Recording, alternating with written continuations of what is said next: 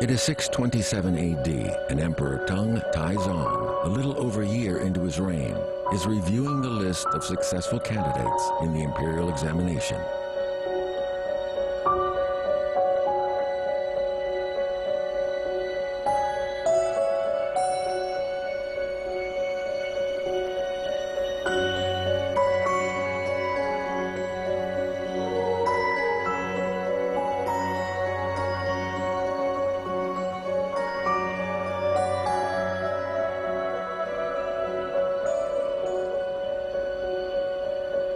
After a while, he stands up and walks outside.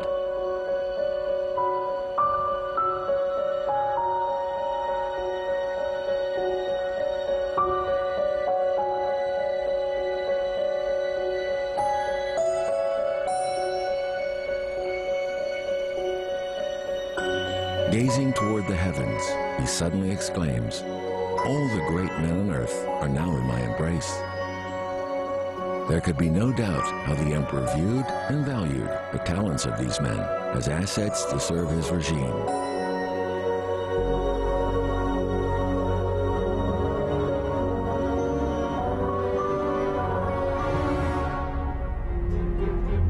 Taizong had come to power the hard way, fighting and winning battles against powerful rivals on behalf of his father, Emperor Gaozu. But he knew military success would never be enough to keep the dynasty in power. He needed men who were both loyal and able to administer his domains. These men were the very shepherds of the empire.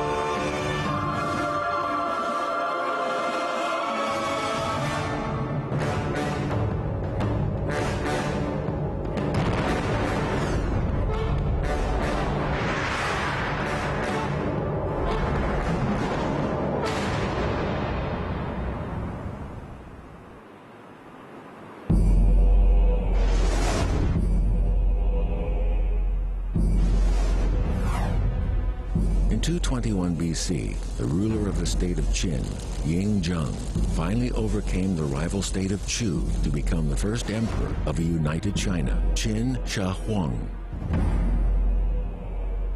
The dynasty he founded was supposed to last for 10,000 generations. It barely made 15 years, but it marked China forever.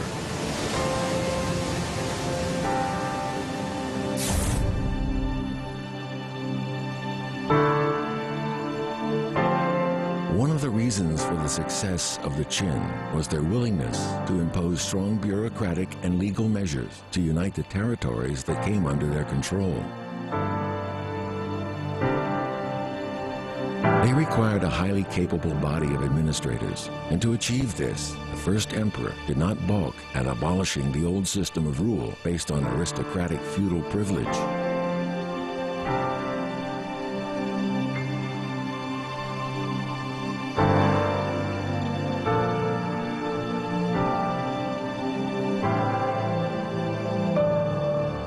以强大的中央集权克服地方分散性，是大同帝国得以长期延续的主要原因。王朝通过建立庞大而完备的官僚体系以及相应的权力制衡机制，将国家意志贯彻到政治、军事、经济、文化、社会管理等各个领域，而科举制度对维护和保障官僚机器的正常运行起到了重要作用。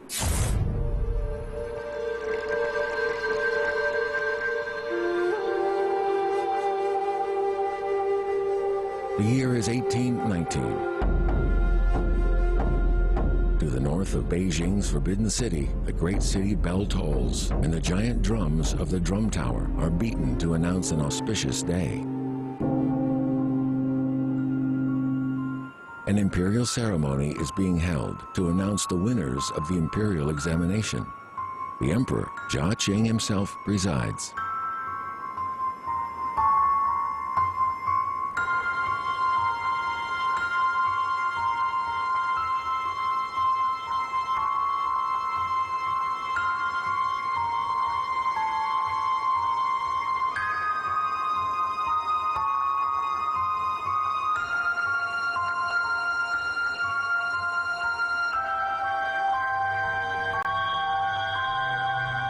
When the master of ceremonies calls the name of Shu Kaiye, top scorer in military examination, nobody responds.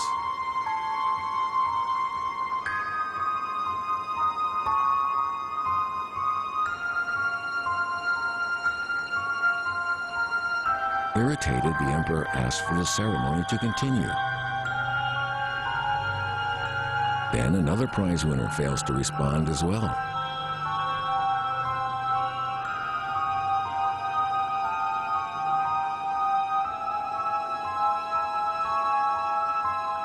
Both the missing men had gone to the Forbidden City's west gate, as they had been instructed.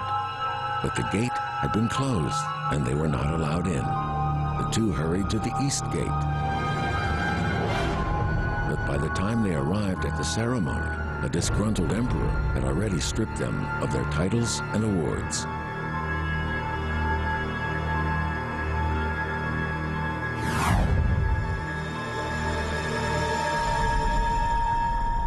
隋唐创立科举以来，起初只是文科考试，到了长安2年，也就是公元702年，女皇武则天呢就首开武科考试。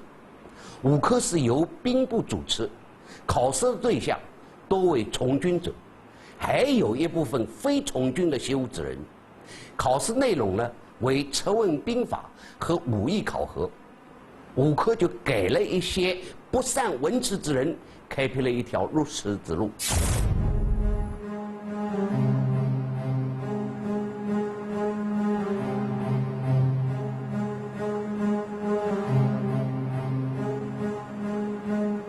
However, since in practice the exam focused on combat skills more than military strategy, it did not continue for long after the fall of the Tang Dynasty.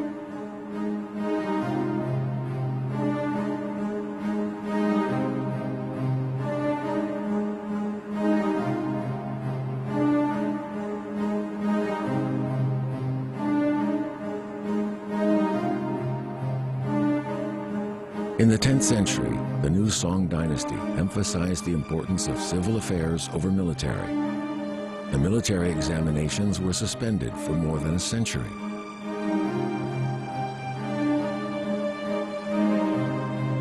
The first top scorer to be recorded in the military examinations occurred in the late 11th century, a full 500 years after the civil exams.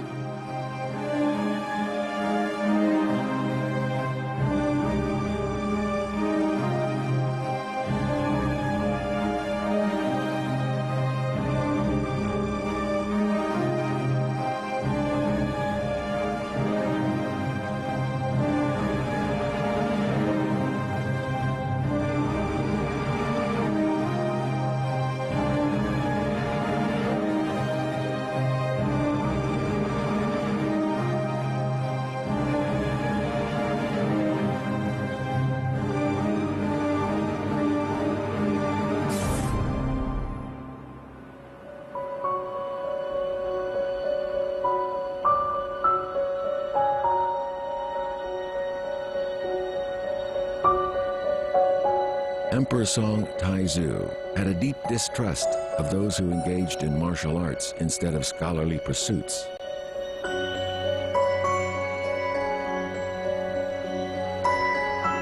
In the early Song dynasty, a minister in charge of the imperial examinations was approached by a leading general who recommended his friends and relatives for preferment. The minister was unhappy, but said nothing.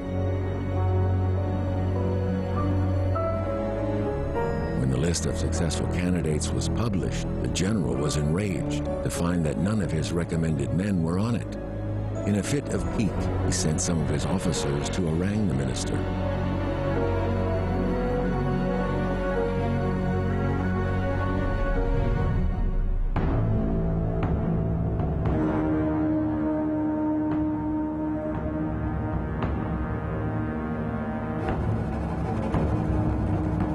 The emperor was deeply disturbed, but took no action out of respect for the general's past support, and, no doubt, his continuing power as well.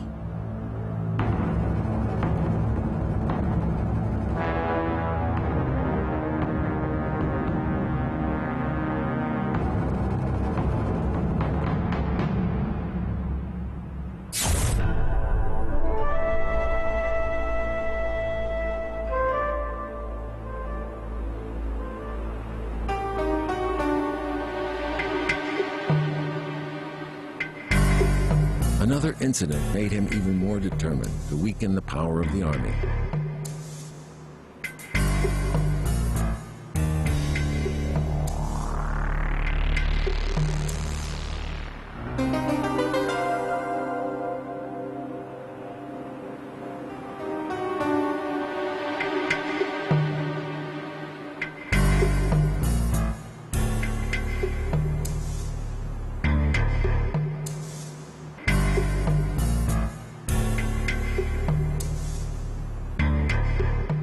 An investigation into a robbery at his chief minister's home showed that the intruders were soldiers acting on orders of a senior commander.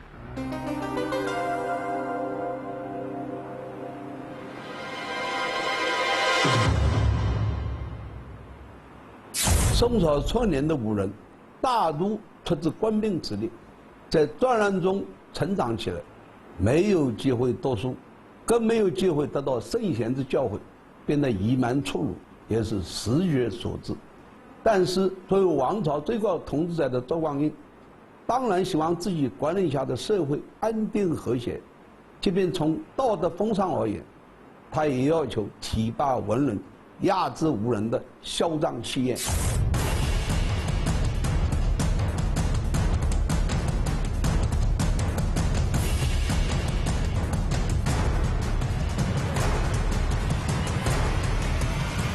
However, an even more pressing concern weighed heavily on the emperor's heart.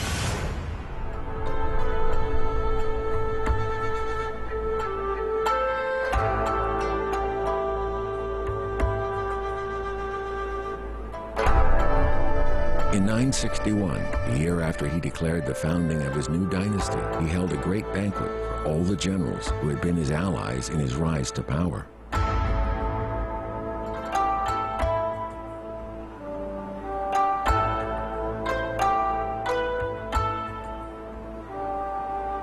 The feast started in a pleasant atmosphere. The generals who had fought side by side with the emperor addressed him in a friendly and respectful way as their big brother.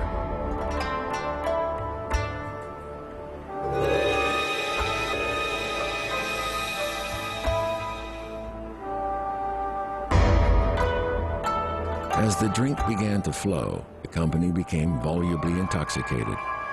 Only the emperor remained sober, silent, and glum.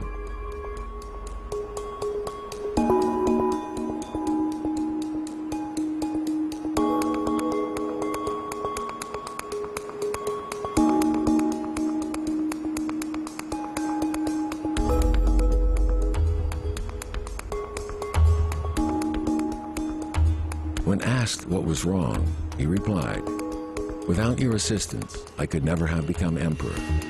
But since becoming emperor, I have not slept soundly for one single night."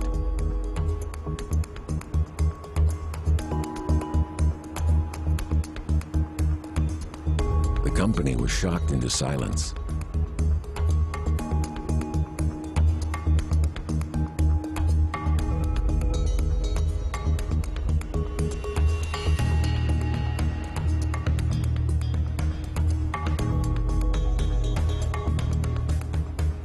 The emperor continued, "Which among you could resist your subordinates, urging to don the imperial robe, even if you did not wish for it?"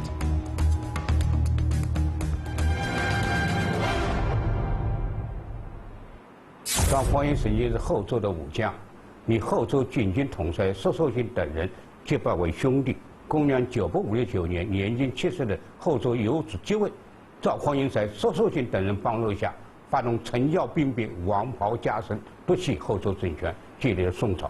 赵匡胤深知武将跋扈的危害，与宰相赵普密商，削夺大将兵权。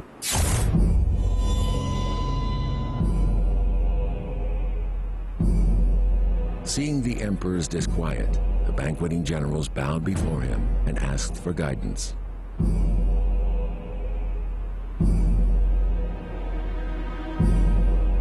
The emperor continued, "Life is short.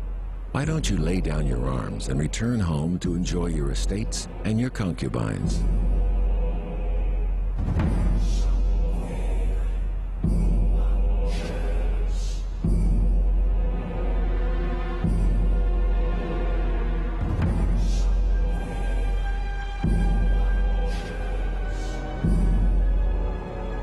The generals heeded the emperor's words and duly submitted their resignations, for which they were generously rewarded with land and titles.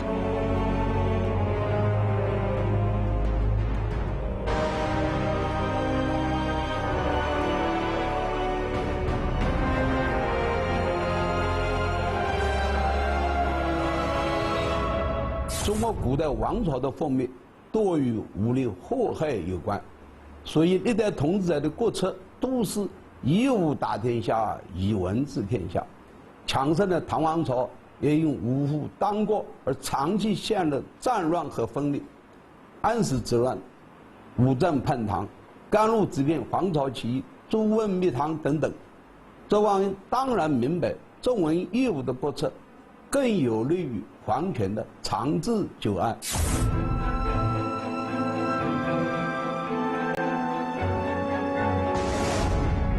To find a balance between civil authority and military might was never easy. It is one of the fundamental problems that has dogged China's rulers throughout history. Keep an army strong enough to defend a vast empire, yet one which would not threaten internal stability.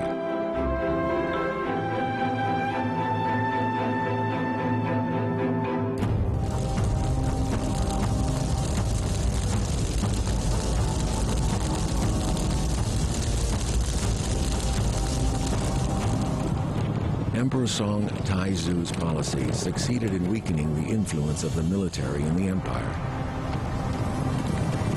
Perhaps they were too successful, because in 1127, the Song armies were so weak that a Jurchen army from Manchuria arrived in Kaifeng, the Song capital, and seized the emperor hostage.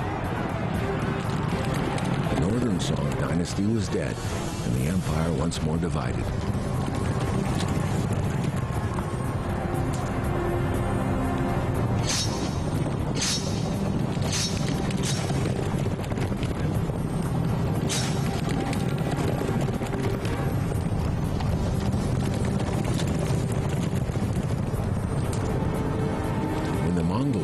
China in the 13th century, they initially saw no use in a system that produced such an effete ruling class. But by 1315, the system had been reintroduced and was to continue after the Yuan fell to the Ming. 科举考试在实行文武并举的同时，王朝也不得不重文轻武，甚至是重文抑武。从这个过程中，不难看出帝国统治层在维护王朝安全方面的苦心孤诣。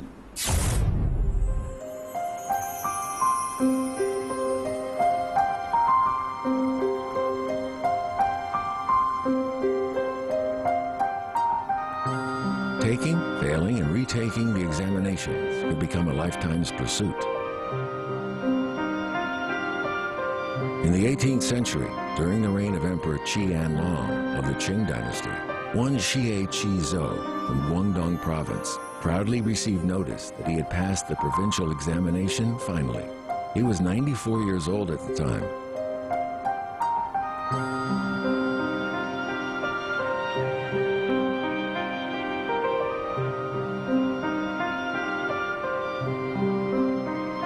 One of Xie's fellow successful candidates was just 15.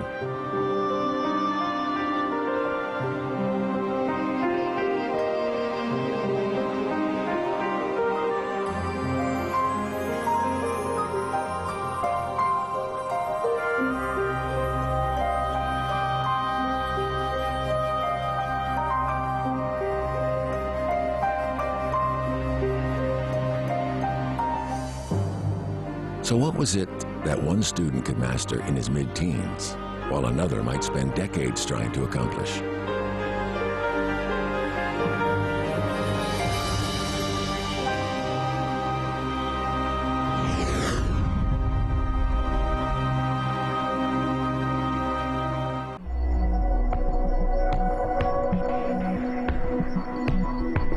本科考试是常科和自科，常科是按国家规定常年举行的考试，自科这是朝廷为选拔专项人才而临时举行的考试。历代科举考试内容虽各有侧重，但无论是常科还是自科，试题范围均不出儒学，答题也必然以儒学经典为标准。尤其是明清两朝，程朱理学被证为儒学正宗，更是科举考试的核心内容。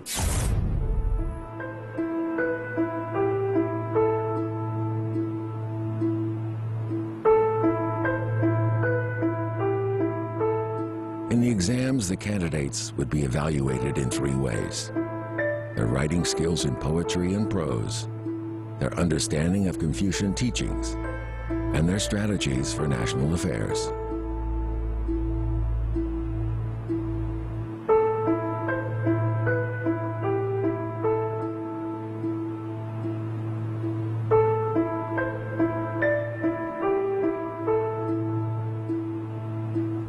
Confucianism, as a political philosophy, didn't become an approved subject of study until the Han Dynasty. In 212 BC, Emperor Qin Shi Huang, founder of the Qin dynasty, was so scornful of Confucian scholars that he allegedly had hundreds of them buried alive. When the Qin dynasty was supplanted by the Han, Confucianism was reinvented as a justification for Han rule by blending it with other popular belief systems of the time.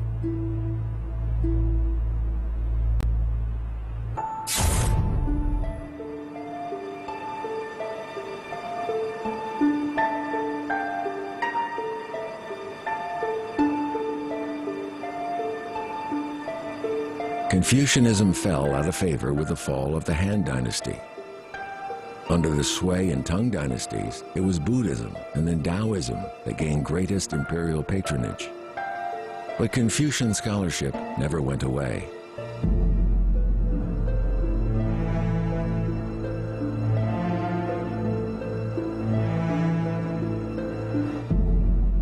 When Emperor Taizu founded the Song dynasty, there was a great movement back towards Confucianism, which the Song supported.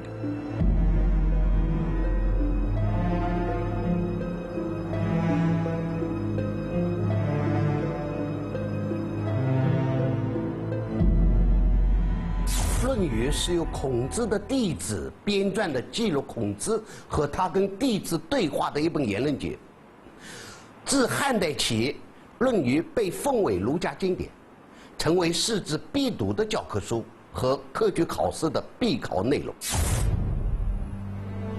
The Confucianism saw orderliness and ethical behavior as crucial to society, the nation, and the universe. It was a system of duties and responsibilities between superiors and the inferiors.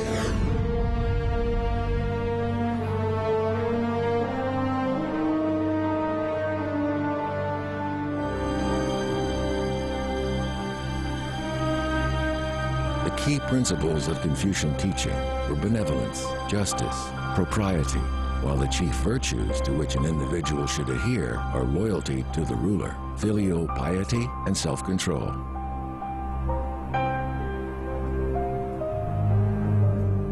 This inherently conservative mindset is naturally attractive to a ruling class, though the philosopher Mencius extols the rights of people to overturn rulers who fail to live up to their side of the social contract.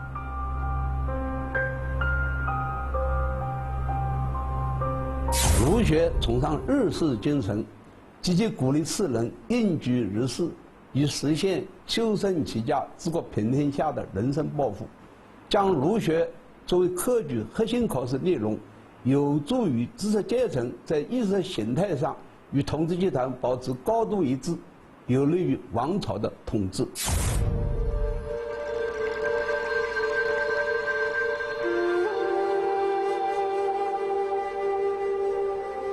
The imperial examination system was designed to find the most capable and talented men to serve the empire. So a second problem after on what and how to test the examinees was who should be qualified to take the examinations.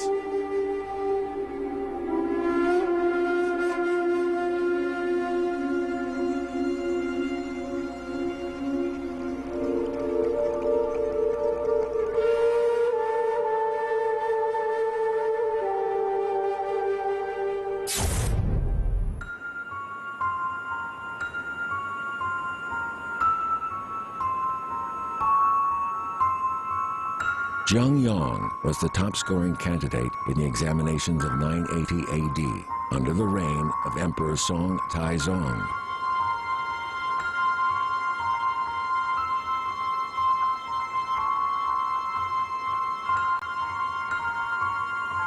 He was born into a poor family who could not afford to pay for his schooling.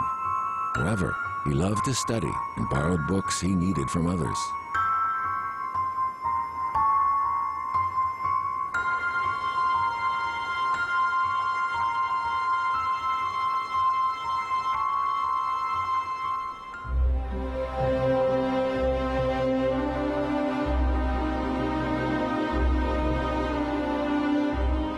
He was able to memorize all the Confucian books and, in reward for his success, was appointed to official office in Sichuan, where he was highly regarded for his benevolence and integrity.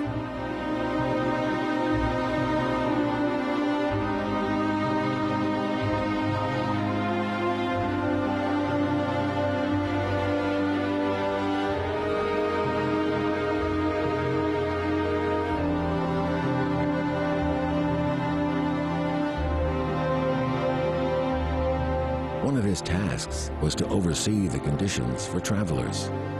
He would travel around the province himself, incognito, to find out conditions on the ground.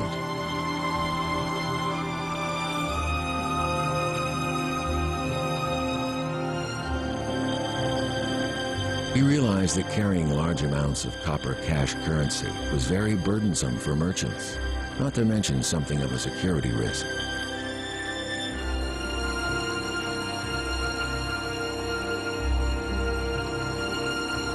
He came up with a solution: paper money. Each note was worth the equivalent of 1,000 copper coins. He had invented the world's first paper currency. 出身寒门的张勇能够跻身士多，正是得益于科举制度。科举不为门第财富试问，使人可自由投考，凭考试成绩自由录取。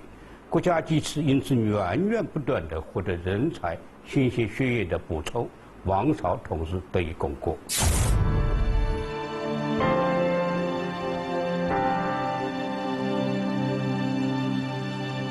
In the Tang Dynasty, students of both public and private schools were eligible to take part in the imperial examination.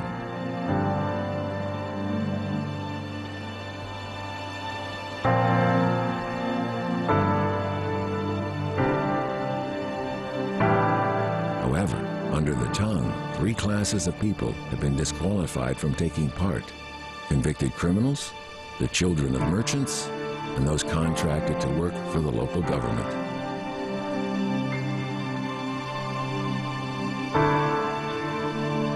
Under the Song, the restrictions on the merchant and manufacturing classes were abolished.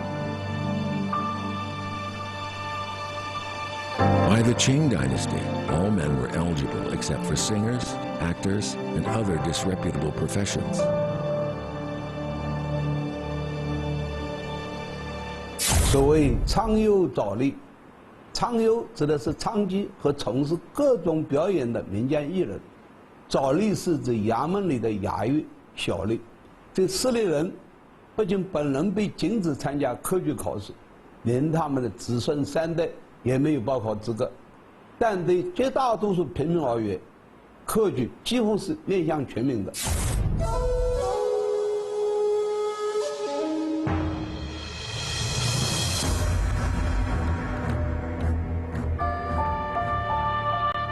In 848 AD, the Emperor Xuanzong was interviewing successful presented scholars in the Daming Palace when he noticed something unusual.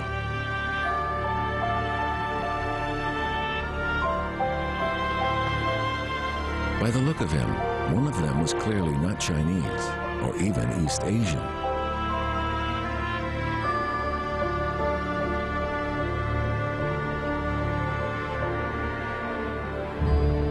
After the conquest of the Persian Empire by the Arabs, many people from the West had arrived in Tung, China. They assimilated to Chinese culture and often excelled in it.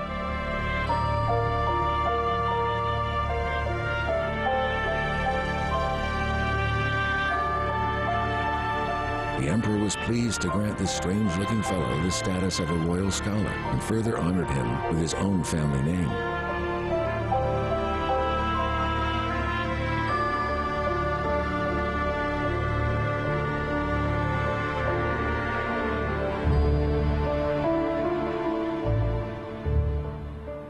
宾贡进士制度是唐代专门针对域外人士参加科举考试的一项措施。当时的长安是世界上最繁华、最开放的城市，周边很多国家都派遣留学生赴长安学习。唐朝允许这些留学生在学习中国的经济师范后参加科举考试，考中的就称为宾贡进士。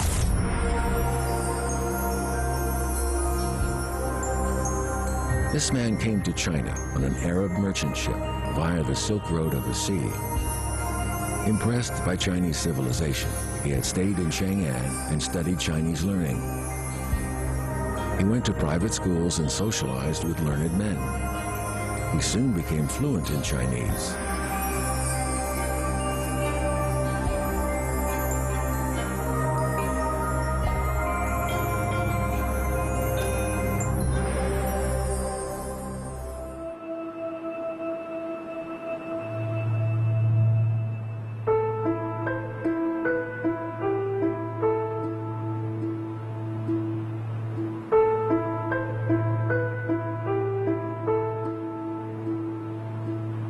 One day he was out walking with his Chinese friend when a modest-looking carriage passed them by.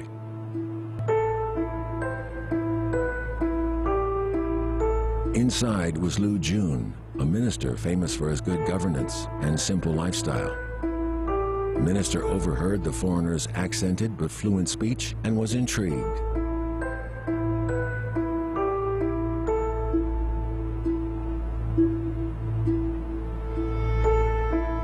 He stopped his carriage and went to investigate. Then he was further impressed by the foreigner's courteous manner and befriended him. It was with Lu's encouragement that this Arabian went on to take part in the exam system.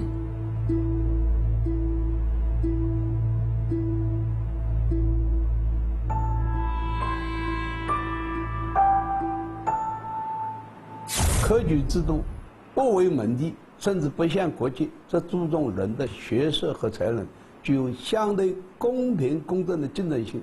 正因为如此，考试生源中平民的数量急剧攀升。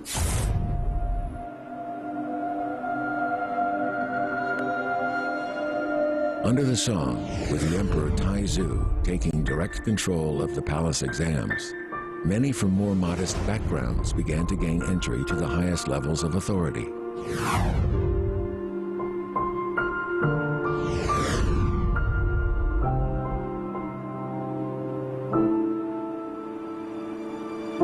The trend for social mobility through the exam system that took off in the Song dynasty accelerated after the restoration of Chinese rule in 1368 under the Ming.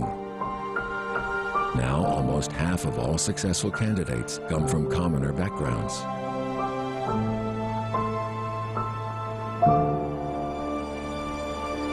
While success in the system offered great rewards, the pass rate was never high. Fewer than 5% of candidates ever succeeded. But those who did not pass still had status or opportunity, since to be a scholar at all was an aspiration for many, and a good living could be made simply by teaching. 科举对于国家政治的意义在于选贤以佐治。科举出身的官员在抑制宦官势力以维护皇权正业，抗衡地方割据以维护国家统一，指责时弊以谋求改革等方面发挥了相当的作用。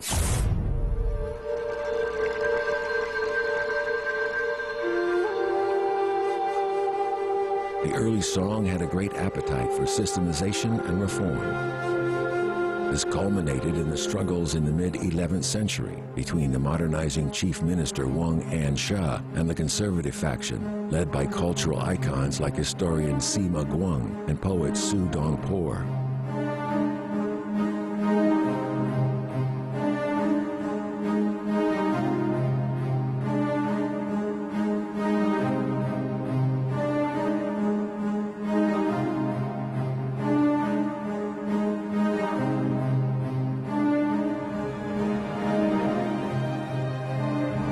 However, now the conservative scholars who were to thwart Wang Ansha's reforms were themselves at the center of another argument over equality and regional privilege.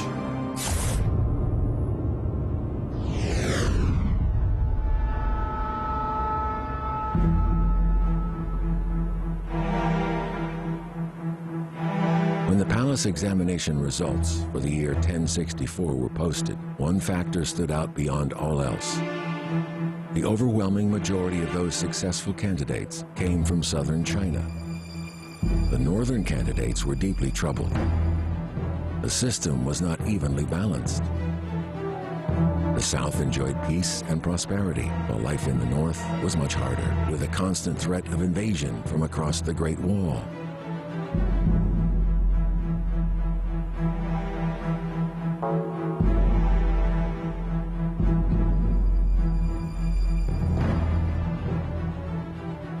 Sima Guang, the historian and important minister from the north, proposed giving each province a quota of candidates to be admitted to the palace exams.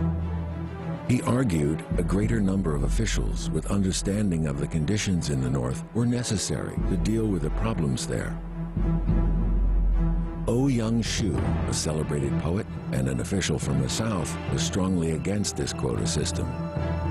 He said it breached the principle of selection purely on merit and ability and would discriminate against Southerners.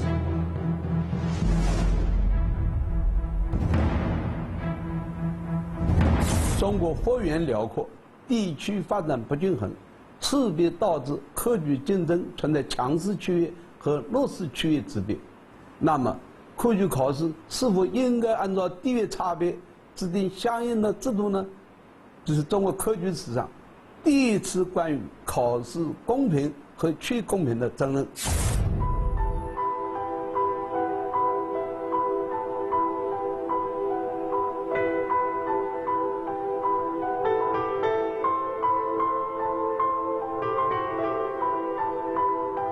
The Emperor Song Yingzong had a dilemma. He could see the merit in Sima Guang's argument, but he was also concerned that to adopt it would not only cause unrest among students from the south, but also cause discontent among the many southern officials already serving, who would see the opportunities for their sons becoming more limited.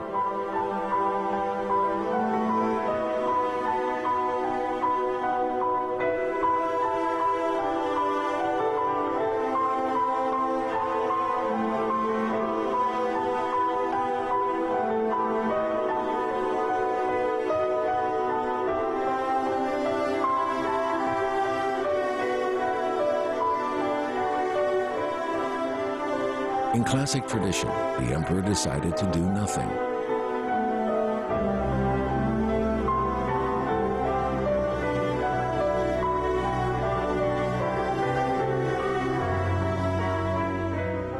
从表面上看，是欧阳修赢了，在北宋的南北之争却引起了后世王朝关于南北地域问题的一个深层次思考。地方与地方不洽，实际关系到中央政权的稳定。作为帝国的最高统治者，皇帝当然不为袖手旁观。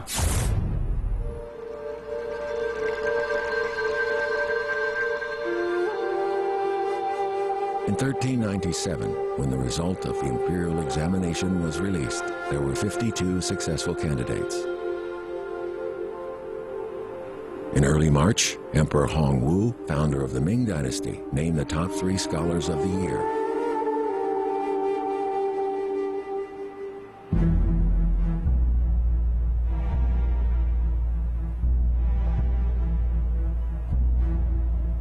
But there was a problem. All 52 successful candidates were Southerners.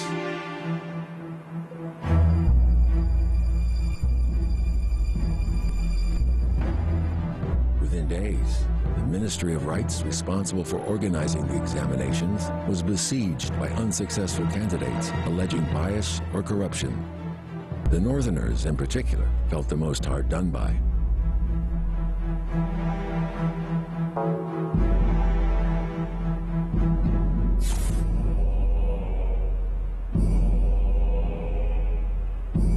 Outraged by the disturbance, the emperor ordered an investigation.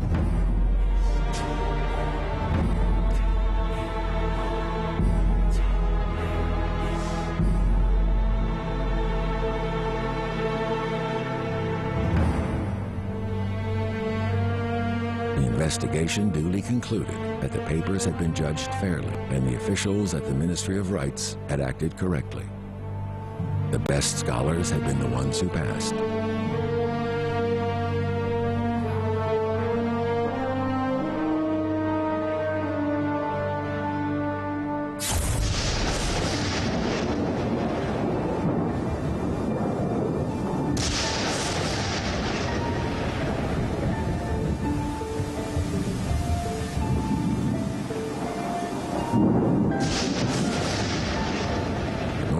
Were not convinced. Neither was the emperor.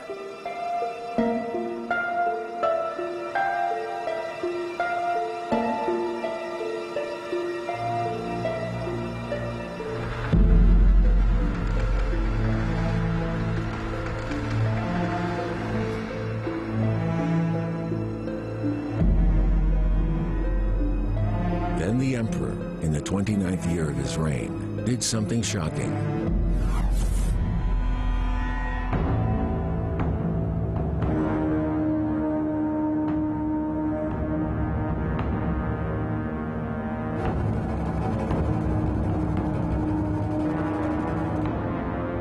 He ordered the arrest of the admissions officers at the ministry and the 52 successful candidates. They were tortured and interrogated. Those that weren't executed were exiled to the far northwest.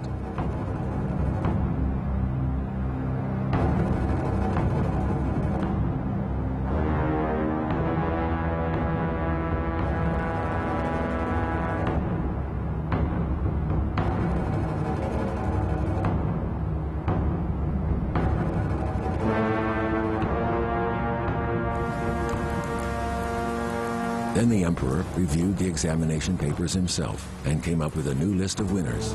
61 men, all from North China.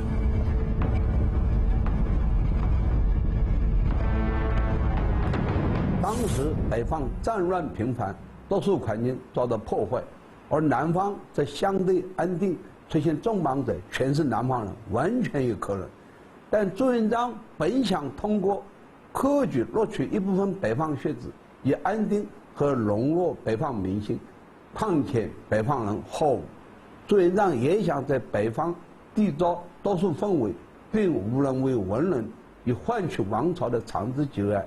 这是考官们哪里知道皇帝的心思，结果落得个被斩首流放的下场。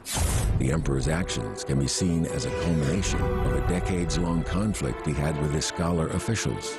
He felt they were corrupt and overprivileged, secretly despising and belittling him for his peasant background and limited education. The emperor died the following year, but the exam system was then reformed to suit the differing regional conditions. A quota of the top candidates from each province went forward to the metropolitan and palace examinations in the capital, just as Sima Guang had proposed some 350 years before.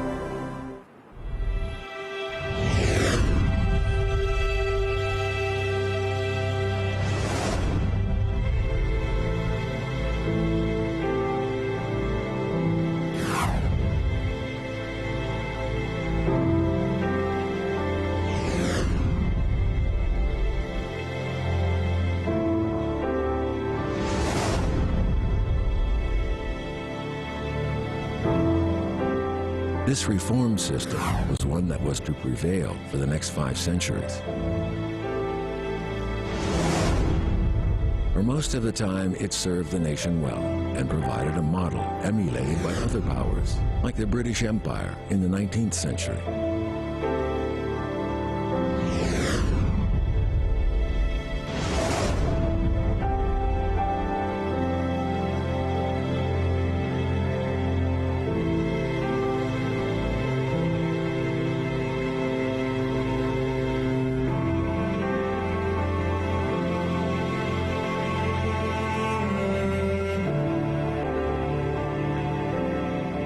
The greatest minds and talents of the empire were drawn into its service, inspired by the prestige and rewards the examination system could offer.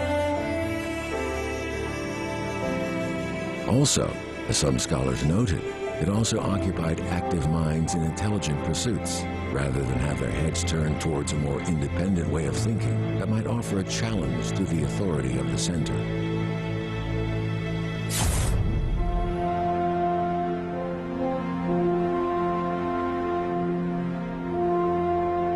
Questions of fairness and balance, merit versus privilege, could never in the end be settled by a system alone.